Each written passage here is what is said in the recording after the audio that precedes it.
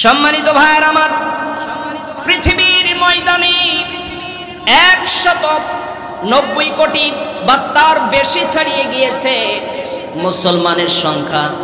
বাকি সব অন্য জাতি। কোন জাতি গর্ব করে বলতে পারে না যে আমরা কোরআন পেয়েছি।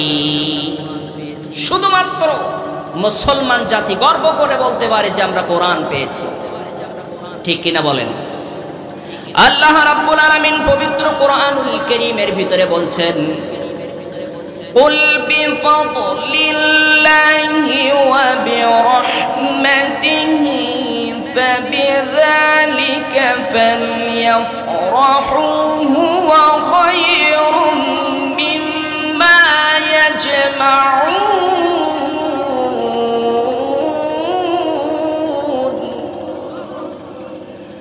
আল্লাহ তাআলা পবিত্র কোরআনুল কারীমে সূরা ইউনূসের 58 নম্বর আয়াতে আল্লাহ তাআলা বলেন, तमाम পৃথিবীর মানুষ যা অ্যাচিভ করেছে, तमाम পৃথিবীর মানুষ যা গেইন করেছে, तमाम পৃথিবীর মানুষ যা অর্জন করে আনন্দে আছে, সব কিছুর তুলনায় আমি রব্বুল আলামিনের কাছে শ্রেষ্ঠ সম্পদ হলো পবিত্র কোরআন। আল্লাহর কাছে শ্রেষ্ঠ সম্পদের নাম কি? জোরে বলবেন না, নাম কি? এই কোরআনুল কারীম অতীতেও ছিল, বর্তমানেও আছে, ভবিষ্যতেও থাকবে। দুনিয়া থেকে কেউ কি মুছে ফেলতে পারবে? ধ্বংস করতে পারবে? এমনকি রব্বুল আলামিন তার জান্নাতি বান্দাদেরকে জান্নাতের ভিতরে পবিত্র কোরআনুল কারীম তেলাওয়াত করে শোনাবেন। সুবহানাল্লাহ বলেন। তাহলে দুনিয়া থেকে কি কোরআন কেউ ধ্বংস করতে পারবে? মুছে ফেলতে পারবে? যদি আগুন লাগে ধ্বংস হয়ে যায়,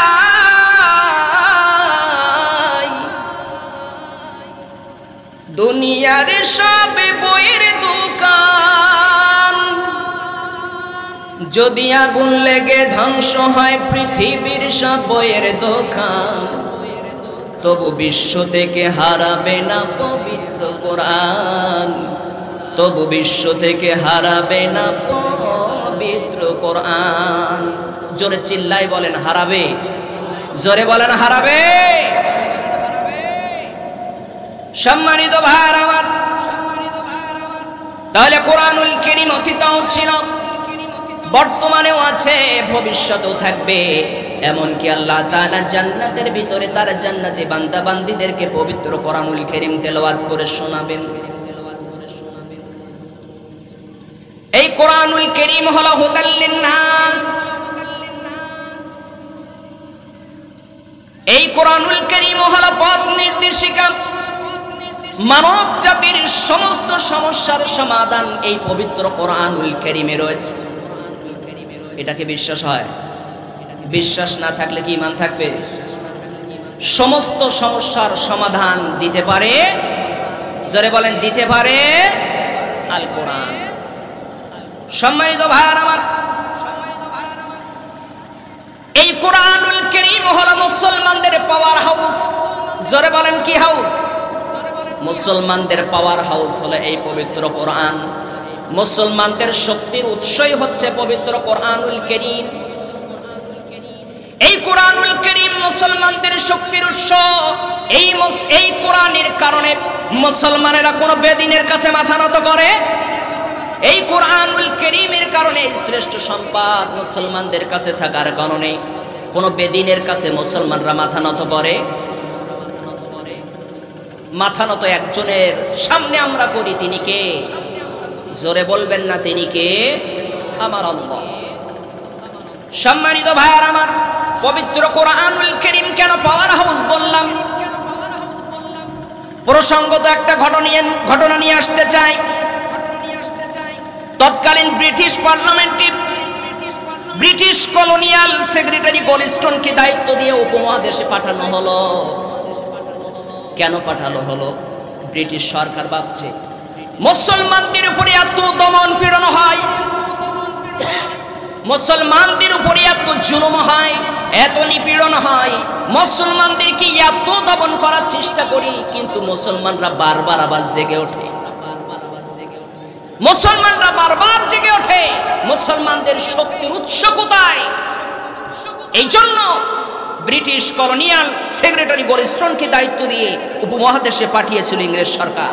ইংরেজ সরকার বলেছিল যে তুমি জরিপ করে গবেষণা করে বের করো যে মুসলমানদের শক্তির উৎস কোথায়। সম্মানিত ভাইয়েরা আমার,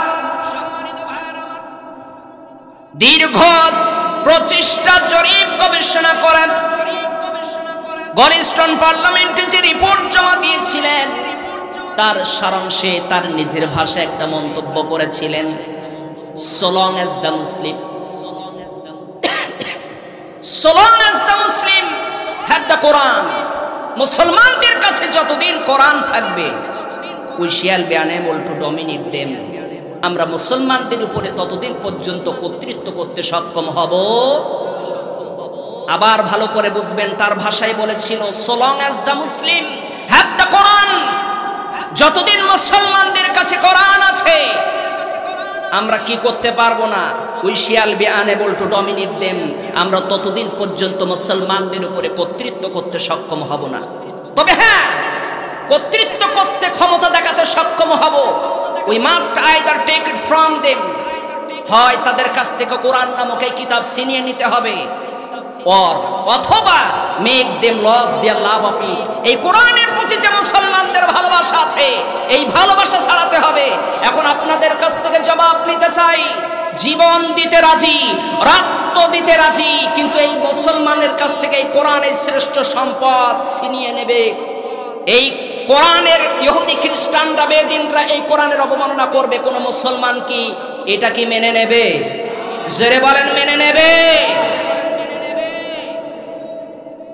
এবার জবাব চাই, তাহলে আল্লাহ রাব্বুল আলামিনের কাছে শ্রেষ্ঠ সম্পদের নাম কি? জোরে বলেন। এই কোরআন হচ্ছে পাওয়ার হাউস, মুসলমানদের শক্তির প্রধান উৎস। এই কোরআনের কারণে আমাদের মুসলমানদের এত শক্তি। কোরআন যদি না থাকতো মুসলমানরা এত শক্তি দেখাতে পারত? সম্মানিত ভাইয়েরা আমার,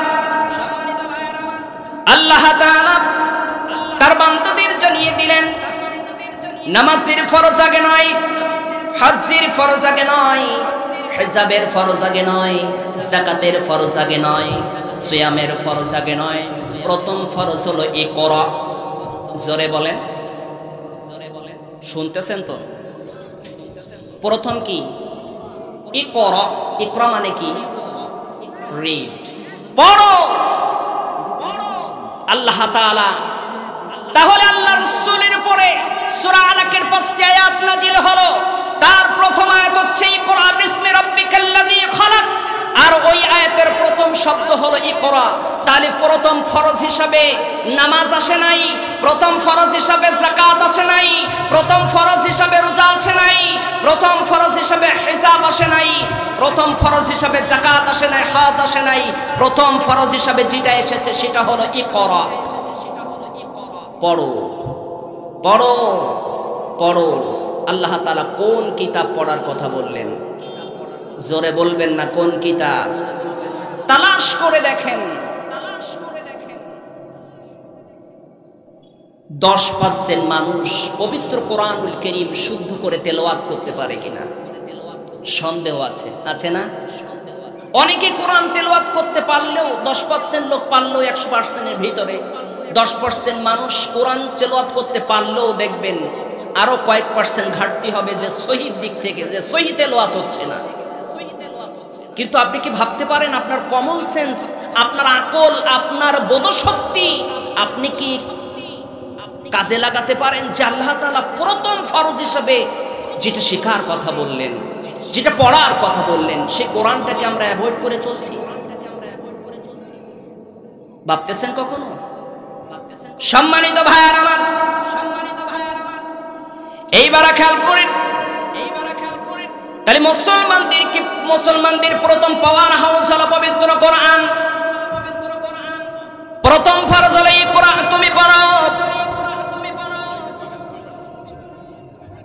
যারা কোরআনুল কারীমের শিক্ষা অর্জন করেন, কোরআনুল কারীমের বিদ্যা যারা অর্জন করে, তাদের মর্যাদা আমার আল্লাহর কাছে কেমন একটু লক্ষ্য করুন।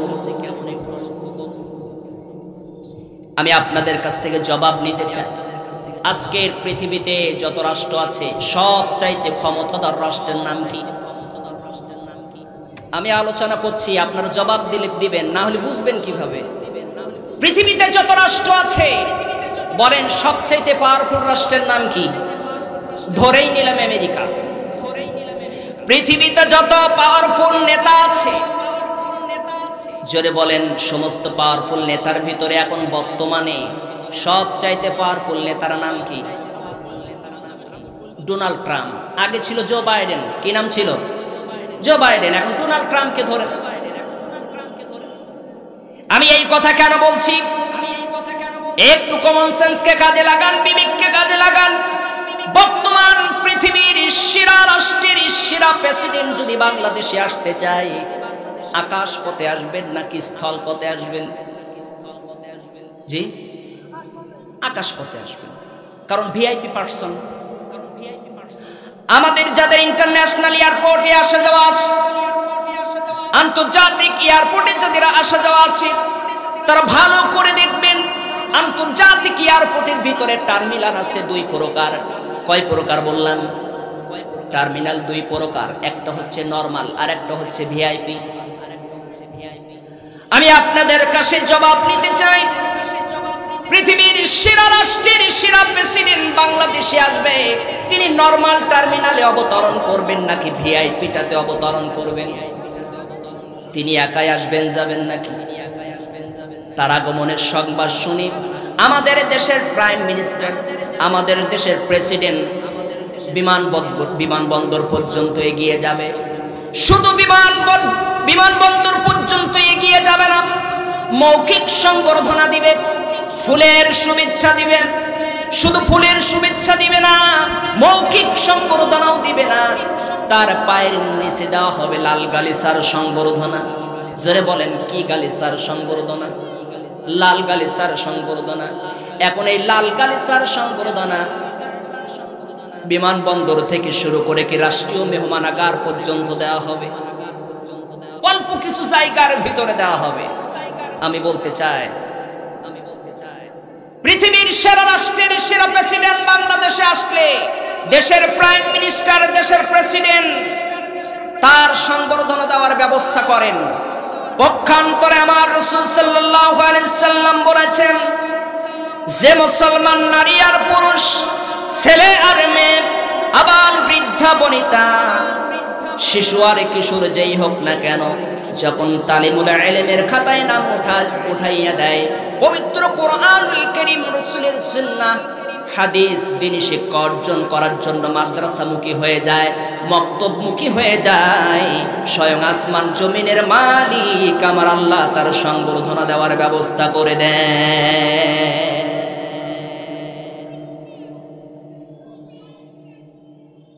মুসলমান ভাইজানেরা, আমার কথাগুলো দিল দিয়ে শুনবেন।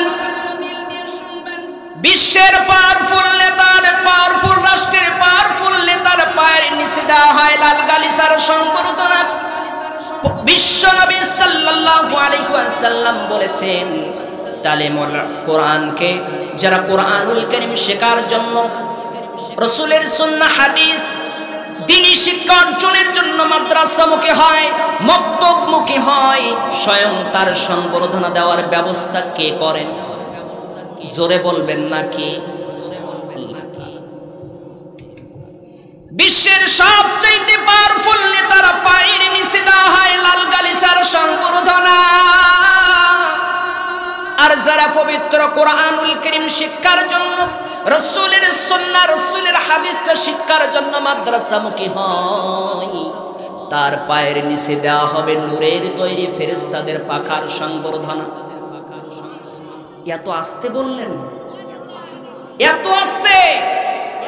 জবান খুলে বলেন সুবহানাল্লাহ, আল্লাহু আকবার। তাহলে পাওয়ারফুল রাষ্ট্রের, বিশ্বের পাওয়ারফুল রাষ্ট্রের পাওয়ারফুল নেতার পায়ের নিচে দেওয়া হয় লাল গালিচার সংবর্ধনা। আর যারা তালিমুল ইলমের খাতায় নাম উঠাইয়া দেয় পবিত্র কোরআনুল কারীম শিক্ষার জন্য, রাসূলের সুন্নাহ হাদিস শিক্ষার জন্য মাদ্রাসামুখী হয়, সে যেই হোক না কেন, ছেলে হোক মেয়ে হোক, তার পায়ের নিচে নূরের তৈরি ফেরেশতাদের পাখার সংবর্ধনা দেওয়া হয়। কে দেন? কে দেন? কোরআন শিক্ষার দরকার আছে না নাই? আপনার সন্তানদেরকে মাদ্রাসামুখী করবার দরকার আছে না নাই? আছে, আছে। আলহামদুলিল্লাহ। আমাদের সকলকে ভাবতে হবে আমরা চিরকাল দুনিয়াতে থাকতে আসি নাই। এই দুনিয়াটা হচ্ছে টেম্পোরি, ক্ষণস্থায়ী, আর ইন্টারনাল জীবন খালিদিনা ফিহা, চিরস্থায়ী জীবন হলো আখিরাত। যে জীবনের শুরু আছে, জীবনের শেষ নাই। তাহলে সেই জীবনের জন্য ভাবার দরকার আছে না নাই? মুসলমান ভাইজানেরা আমার, শুধু কি তাই? এরপরে ছেলে আর মেয়ে, ছেলে হোক আর মেয়ে হোক, যখন ওই ছেলে মেয়ে আলিফ বা তা সা জিম এইভাবে পবিত্র কোরআনুল কারীম শিক্ষার জন্য পড়তে পড়তে যখন যুক্ত অক্ষরগুলো উচ্চারণ করার অ্যাবিলিটি, যোগ্যতা সে অর্জন করে ফেললো, তার মর্যাদা কি পরিমাণ বেড়ে গেল জানেন? উস্তাদজি, মাদ্রাসার উস্তাদ, মক্তবের উস্তাদ তাকে ডেকে বলে, বাবু মুকদিন, তোমার হাতে পবিত্র কোরআনুল কারীম তুলে দেব, তোমার আব্বা জান, তোমার আত্মীয় স্বজনদেরকে সেই দিন ডাকবা। মুসলমান ভাইজানেরা আমার, এই ছেলেটি অথবা মেয়েটির দাম মর্যাদা কি পরিমাণ বেড়ে গেল জানেন? আল্লাহু আকবার বলেন, আর জোরে বলেন আল্লাহু আকবার। আল্লাহর নবী সাল্লাল্লাহু আলাইহি ওয়াসাল্লাম বলেছেন, খুব ভালো করে বুঝবেন, এই ছেলেটি অথবা মেয়েটি যখন পড়েন আলিফ লাম মিম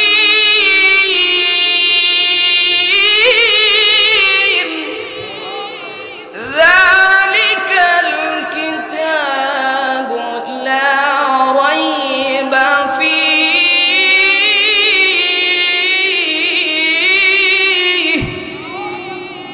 যখন ছেলেটি আর মেয়েটি এইভাবে পড়া শুরু করে দিল, এই ছেলেটি অথবা মেয়েটির দাম কি পরিমাণ বেড়ে গেল জানেন?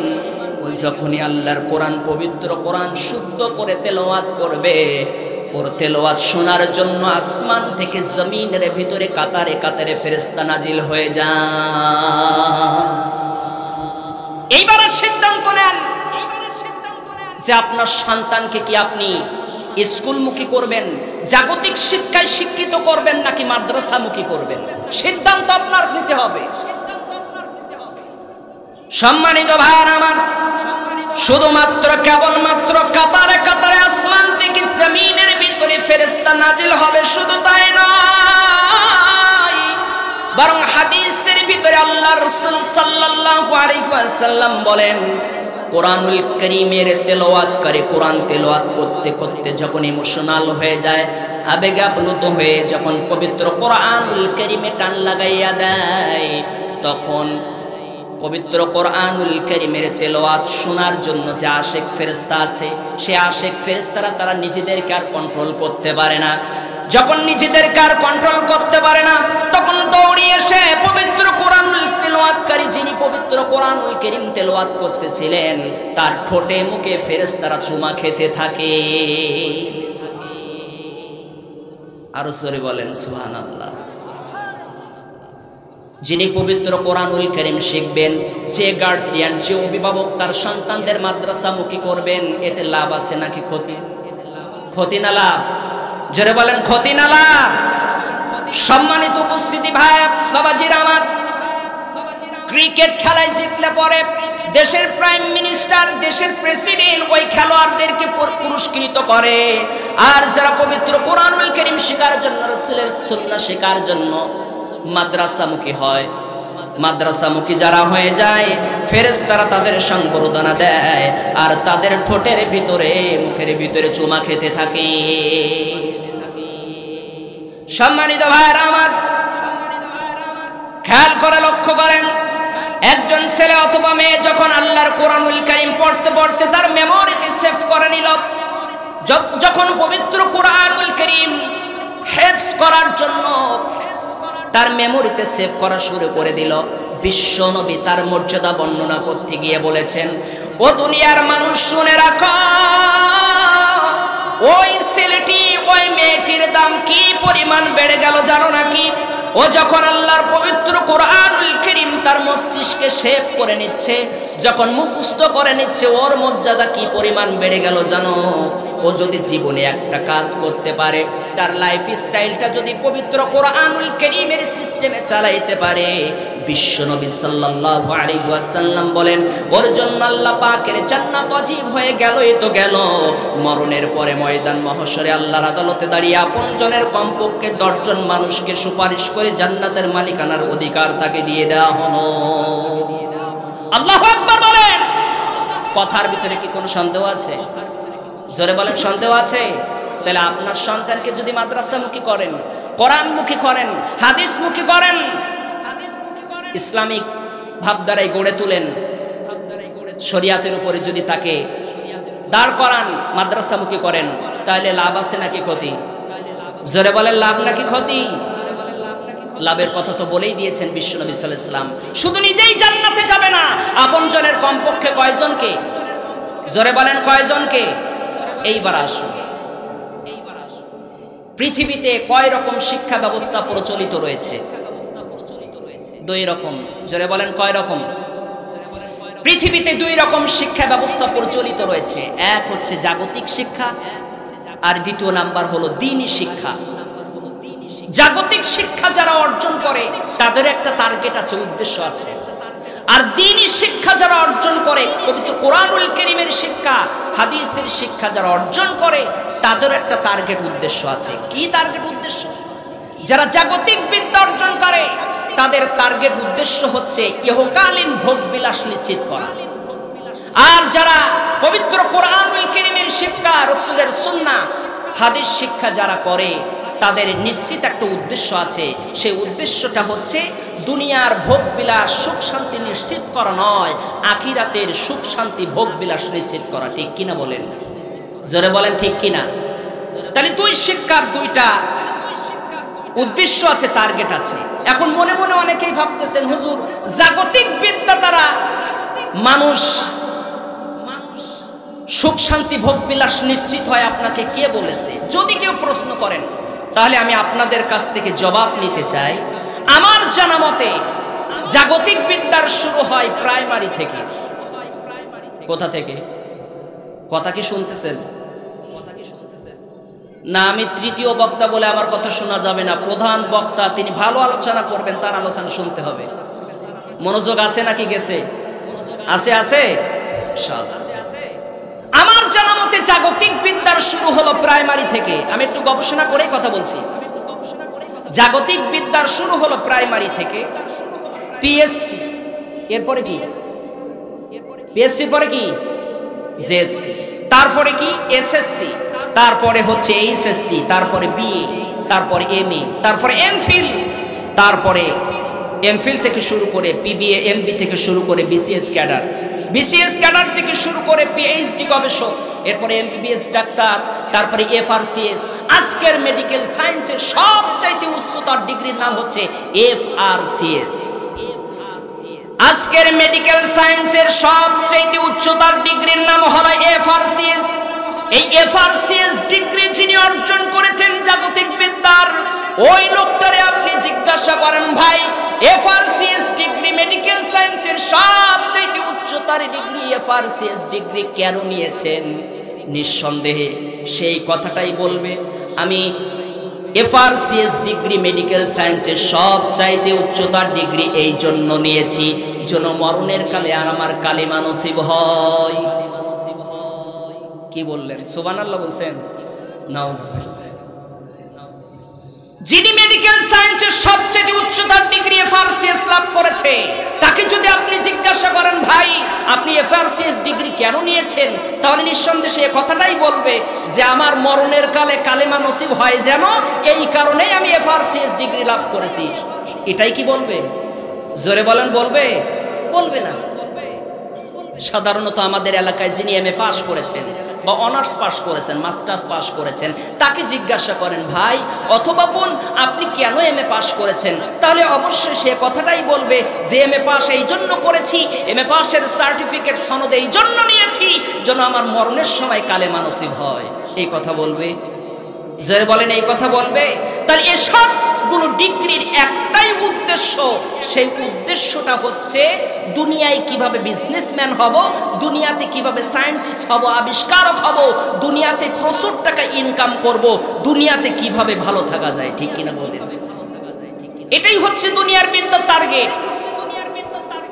পক্ষান্তরে কোরআনুল কারীম বিদ্যার টার্গেট হলো দুনিয়ার সুখ শান্তি নিশ্চিত করা নয়।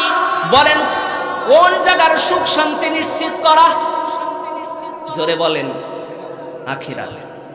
আমার এতটুকু কথা শোনার পরে অনেকেই মনে মনে ভাবতেছেন, হুজুর মনে হয় জাগতিক শিক্ষা বিরোধী। আমার আলোচনা শোনার পরে হয়তো আপনার এটাই মনে করতেছেন যে আমি জাগতিক শিক্ষা বিরোধী। জি না, আমি জানি পানিতে চলতে গেলে নৌকার প্রয়োজন, জগতে চলতে গেলেও জাগতিক বিদ্যার প্রয়োজন। জাগতিক বিদ্যার দাম আছে, জাগতিক বিদ্যার মান আছে, জাগতিক বিদ্যার মর্যাদা আছে, জাগতিক বিদ্যার ক্রেডিট আছে, কিন্তু যতটুকু আছে ততটুকু দিতে রাজি, এর বেশি দিতে রাজি নয়। সম্মানিত ভাইয়ের আমার, ভালো করে মনে রাখবেন, জাগতিক বিদ্যার দ্বারা মানুষ অনেক দামি হয়, জাগতিক বিদ্যা দ্বারা মানুষ অনেক বড় হয়, কিন্তু দামটা চিরস্থায়ী হয় কি? কথা বুঝতেছেন না? জাগতিক বিদ্যা দ্বারা মানুষ অনেক বড় দামি হয়, অনেক স্কলার হয়, অনেক দামি হয়, অনেক মর্যাদাবান হয়, কিন্তু দামটা কি চিরস্থায়ী হয়? জোরে বলেন, চিরস্থায়ী হয়? একটু উদাহরণ দেব। ফর এক্সাম্পল, একটু খেয়াল করেন, আমার মাথার উপরে বৈদ্যুতিক বাল্ব চলছে। কথা বলবেন না প্লিজ। আমার মাথার উপরে বা আপনাদের মাথার উপরে বৈদ্যুতিক বাল্ব চলছে। এই বৈদ্যুতিক বাল্বটা যিনি আবিষ্কার করেছিলেন তিনি কি কোনো মুহাদ্দিস সাহেব ছিলেন? তিনি কি কোনো মুফাসসির সাহেব ছিলেন? তিনি কি কোনো মুফতি সাহেব ছিলেন? জি না, কোনো মুহাদ্দিস সাহেব ছিলেন না, কোনো মুফাসসির সাহেব ছিলেন না, কোনো মুফতি সাহেব ছিলেন না। অবশ্যই তিনি জাগতিক বিদ্যার মানুষ। সায়েন্স, জীববিজ্ঞান বলেন, সায়েন্স, পদার্থ রসায়ন ইত্যাদি শিক্ষা অর্জন করে সে বড় সায়েন্টিস্ট হয়েছে, এই জন্য বৈদ্যুতিক বাল্ব সে আবিষ্কার করেছে। অবশ্যই সে জাগতিক বিদ্যার মানুষ। তাহলে জাগতিক বিদ্যা অবশ্যই প্রয়োজন। জাগতিক বিদ্যা দ্বারা অনেক কিছু ফায়দাও হয়। জাগতিক বিদ্যা অর্জন না করলে আমরা তো লাইটই পাতাম না, এই মাইকে কথাও বলতে পারতাম না। ঠিক কিনা বলেন? কিন্তু জাগতিক বিদ্যা দ্বারা মানুষ জগতে যত আবিষ্কার করে, এই সবগুলো আবিষ্কারের দ্বারা জগতেই উপকার হয়, মরণের পরে হয়। জোরে বলেন, মরণের পরে হয়। হুজুর একটু বুঝাই দেন। বুঝাচ্ছি রে ভাই।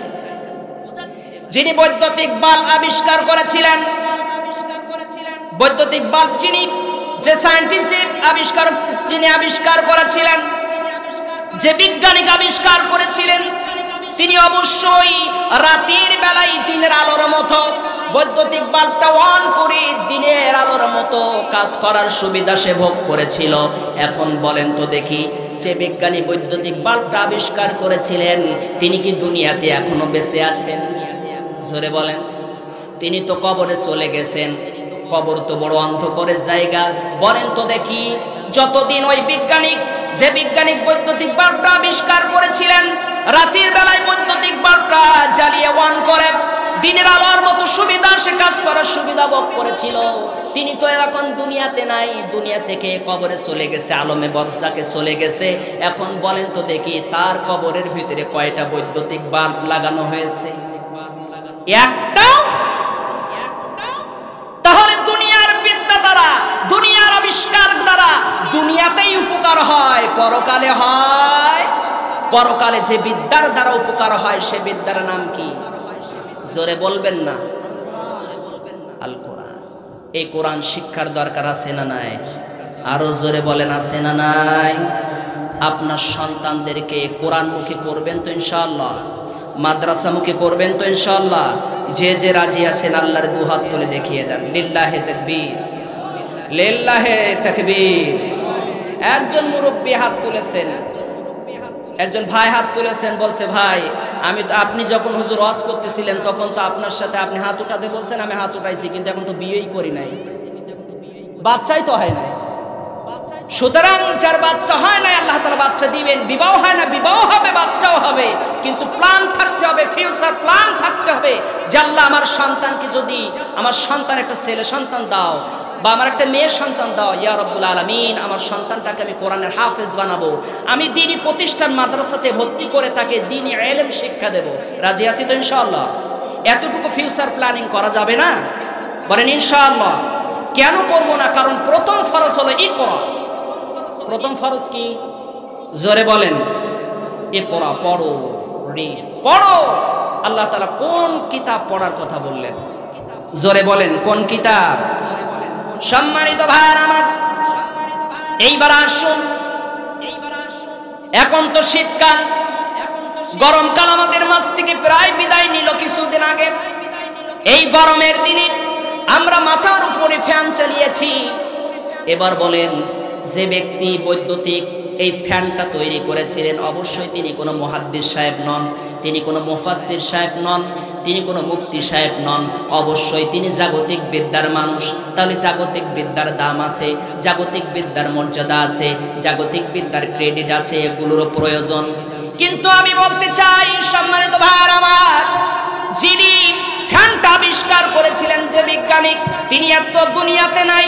দুনিয়াতে যতদিন ছিল তখন গরমের দিনে ফ্যানের সুইচটা অন করে তিনি আরাম ভোগ করেছিলেন, উপভোগ করেছিলেন, কিন্তু তিনি তো আজ দুনিয়াতে নাই, তিনি তো কবরে চলে গেছেন। বলেন তো দেখি, যিনি ফ্যানটা আবিষ্কার করেছিলেন, যে বিজ্ঞানী, তিনি তো আলমে বরজাকে চলে গেছে, কবর জগতে চলে গেছে। বলেন তো দেখি, তার কবরের ভিতরে কয়টা ফ্যান লাগানো হয়েছে? একটাও না। তাহলে জাগতিক বিদ্যা দ্বারা জগতেই উন্নয়ন হয়, উন্নতি হয়, জগতেই উপকার হয়, পরকালে হয়। পরকালে যে বিদ্যার দ্বারা উপকার হয় সেই বিদ্যার নাম কি? আরো জোরে বলেন। সম্মানিত ভাইরা আমার, আর একটা উদাহরণ দেই। এই গরমের দিনে দেখবেন অনেক লাখপতি, কোটিপতি, দেখবেন বিভিন্ন ব্যাংকের ভিতরে এসি লাগানো হয়, সংক্ষিপ্ত রূপ এয়ার কন্ডিশনার, এসি লাগানো হয়। এখন এই এসি যিনি আবিষ্কার করেছিলেন, যে বিজ্ঞানী, অবশ্যই তিনি কোনো মুহাদ্দিস সাহেব নন, তিনি কোনো মুফতি সাহেব নন, তিনি কোনো মুফাসসির সাহেব নন, তিনি শিক্ষা অর্জন করেছেন এমন কোন ব্যক্তি নন, অবশ্যই তিনি জাগতিক বিদ্যার মানুষ। তাহলে জাগতিক বিদ্যারও প্রয়োজন আছে, মানও আছে, এটা খুব প্রয়োজন জগতে বাঁচতে গেলে। কিন্তু আমি আপনাদের কাছ থেকে জবাব নিতে চাই, যিনি এসি আবিষ্কার করেছিল, যে বিজ্ঞানী, তিনি তো দিনের বেলায়, রাতের বেলায় দরজা জানলা বন্ধ করে দিয়ে একটা সুরক্ষিত জায়গার ভিতরে এসিটা অন করে দিয়ে, রিমোটে অন করে দিয়ে অবশ্যই গরমের দিনে আরাম ভোগ সে করেছিল। এখন তো সে বিজ্ঞানী, যে বিজ্ঞানী এসি তৈরি করেছিল, সে তো আর এখন বেঁচে নাই। বলেন তো, কবর তো আরো সুরক্ষিত, কারণ কবরের তো কোনো জানলা নাই, কোনো দরজা নাই, আছে ভাই? আছে। তাহলে ওখানে তো এসি আরো ভালো চলবে। এখন বলেন, যিনি এসি আবিষ্কার করেছিলেন, গরমের দিনে এসি চালিয়ে আরাম ভোগ করেছিলেন, তিনি তো দুনিয়াতে নাই, কবরে চলে গেছেন। বলেন তো দেখি, তার কবরের ভিতরে কয়টা এসি চালানো হয়েছে? একটাও না। তাহলে জগতের জাগতিক বিদ্যা দ্বারা জগতেই উন্নতি করা সম্ভব, জগতেই উপকার হয়, পরকালে হয়। পরকালে যে বিদ্যার দ্বারা উপকার হয় সেই বিদ্যার নাম কি? জোরে বলেন, সেই বিদ্যার নাম কি? এই বিদ্যা শিখবো তো ইনশাআল্লাহ, পবিত্র কোরআন শিখবো তো, আপনার আমার সন্তানদেরকে মাদ্রাসামুখী করবো তো ইনশাআল্লাহ। আল্লাহ তৌফিক ইনায়েত দান করুক, সকলে বলুন আমিন। জোরে বলেন আমিন। তাহলে পৃথিবীর শ্রেষ্ঠ শিক্ষার নাম কি? জোরে বলেন। পৃথিবীর শ্রেষ্ঠ শিক্ষার নাম হচ্ছে পবিত্র আল কোরআন। সম্মানিত ভাইরা, আপনার সন্তানকে আপনি দ্বীনিমুখী না করে, কোরআনমুখী না করে, হাদিসমুখী না করে, আপনি ইসলাম থেকে, কোরআন থেকে তাকে মাইনাস করে, বাইপাস করে আপনি অন্য শিক্ষা দিচ্ছেন, দেন, আপত্তি করছি না। একজন ছেলে অথবা মেয়েকে জাগতিক বিদ্যায় বড় করার জন্য প্রথম কেজিতে ভর্তি করে অনেকেই। কোথায় ভর্তি করে?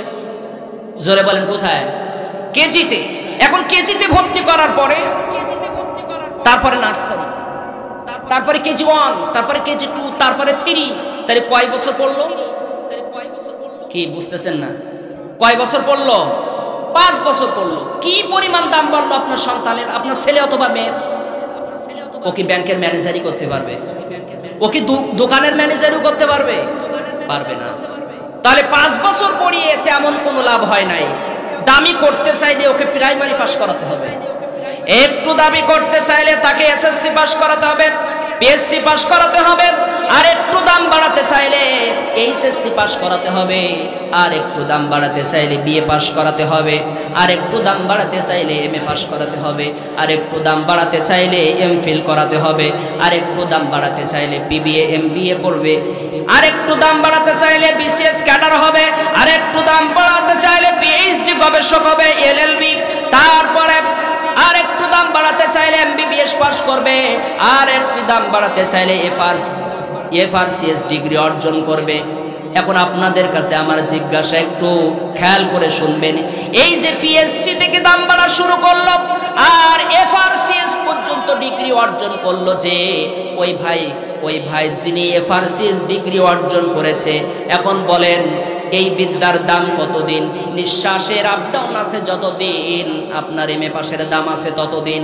নিঃশ্বাসের আপ ডাউন বন্ধ, আপনার এফআরসিএস পিএইচডি ডিগ্রি পাশের 4 আনার দাম।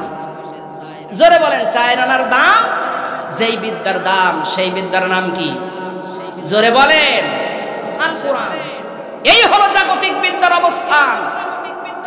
যেই বিদ্যায় বিদ্যান করাবার জন্য 99% মুসলমান তাদের সন্তানদেরকে ইসলাম থেকে মাইনাস করে, দ্বীনি শিক্ষা থেকে, কুরআনুল কারীমের শ্রেষ্ঠ শিক্ষা থেকে বঞ্চিত করে, মাদ্রাসামুখী না করে, হাদিস কোরআনের শিক্ষা থেকে বাইপাস করে আমরা অন্যদিকে ধাবিত করছি।